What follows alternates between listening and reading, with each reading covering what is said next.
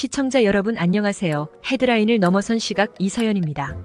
며칠 전 잡지 칼럼니스트 캐롤이 트럼프가 몇 년 전에 자신을 성폭행하고 그녀의 평판을 망가뜨렸다고 지적하면서 법원에 소송을 제기했습니다. 그럼 오늘은 시청자 여러분과 함께 이 사건에 대해 나누어 보도록 하겠습니다. 우선 캐롤이라는 여성은 트럼프가 본인을 성폭행했고 트럼프가 본인을 거짓말쟁이라 해서 자신의 평판을 손상시켰다고 합니다. 여기서 만약 트럼프가 결백하다면 이 여성은 거짓말쟁이가 맞는 것입니다. 명예훼손이 아니라 사실에 대한 진술일 것입니다. 1월 26일 뉴욕 법원은 트럼프에 대한 패소 판결을 내리고 캐롤에게 보상금 8,330만 달러를 보상하라고 했습니다. 트럼프는 바로 항소할 것이라고 천명하였습니다. 실은 작년 2023년 5월 맨하튼 연방법원은 트럼프가 캐롤에게 약 200만 달러를 민사상의 보상으로 그리고 명예훼손 보상으로 300만 달러를 지불하라고 판결했습니다. 도합 500만 달러에 달했습니다. 이는 민사소송으로 트럼프는 형사처벌 판결을 받은 것이 아닙니다. 캐롤 역시 경제적 보상을 원하는 것이었습니다. 캐롤은 소송에서 트럼프가 성폭행 과정에 가해진 폭행에 대한 보상을 요구했었습니다. 그리고 트럼프가 그녀에 대한 중상모략적인 발언을 철회할 것을 요구했습니다. 그리고 실제로 배심원단은 성폭행을 당했다는 그녀의 주장을 기각했습니다. 그러나 트럼프가 실제로 그녀에 대해 거칠게 했을 가능성은 있다고 보았습니다. 트럼프는 계속해서 일관되게 캐롤을 모른다고 말해왔고 당연히 성폭행 관련 혐의도 부인해왔습니다. 트럼프는 SNS에 다음과 같은 글을 올렸습니다. 배심원단의 판결은 완전히 불명예였다. 이는 역사상 가장 큰 정치적 박해의 연속이다. 캐롤은 트럼프가 본인을 성폭행했다고 비난한 10여 명 여성 중 한 명입니다. 그녀는 2019년에 공개적으로 트럼프를 비난하였습니다.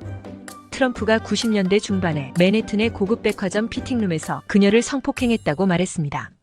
1996년경에 어느 날 그녀가 퇴근 후 백화점에서 트럼프를 우연히 만났고 트럼프가 그녀에게 도움을 요청했다고 합니다. 트럼프의 여성 동반자의 줄 선물을 고르고 싶다고 해서 캐롤은 트럼프에게 핸드백이나 모자 등등을 사라고 제안했다고 합니다. 하지만 트럼프는 그것에 관심이 없었고 두 사람이 란제리 코너에 갔을 때 트럼프가 마음에 드는 여성용 타이트한 속옷을 찾았다고 합니다. 그리고 그녀더러 입어보라고 해서 캐롤 자신이 피팅룸에 들어갔고 트럼프가 뒤따라 들어갔다고 캐롤은 진술하였습니다. 그리고 그 피팅룸에서 자신을 성폭행했다고 합니다. 그녀는 트럼프가 자신의 보복할까봐 두려워서 20년 이상 침묵을 선택했답니다. 캐롤은 1943년에 태어났고 1996년이면 이미 52세 중년입니다. 한 중년 여성인 그녀가 한 남성이 자신의 여성 동반자에게 줄 선물 고르는 걸 도와준다고 속옷 코너에 같이 가고 더욱이는 본인이 속옷 입은 모습을 남성에게 보여주고자 피팅룸에 들어갔다는 대목이 전혀 이해가 가지 않습니다. 그리고 또 더욱이는 트럼프도 따라 들어가게 했다는 것입니다. 게다가 대형 사핑몰 피팅룸에서 성폭행이 벌어졌다는데 여성이 도움만 요청했다면 그 큰 사핑몰에 오가는 많은 사람들이 분명히 들었을 테고 트럼프는 바로 그 자리에서 현행범으로 경찰에 잡혔을 것입니다. 이는 누가 들어도 도저히 이해가 안 되는 진술입니다. 증인 한 명 없고 증거물 하나 없이 전적으로 그녀의 말에 의거했고 게다가 이의 신청 기간도 이미 지났습니다. 하지만 배심원단 9명은 트럼프에게 유죄를 선고했던 것입니다. 여기에서 느낄 수 있는 사실은 뉴욕시에서 트럼프 반대 세력의 파워가 매우 강력하다는 것입니다. 그리고 그번 판결에서 연장돼 나온 것이 며칠 전 캐롤이 또다시 트럼프가 자신을 비방했다고 주장하는 것입니다.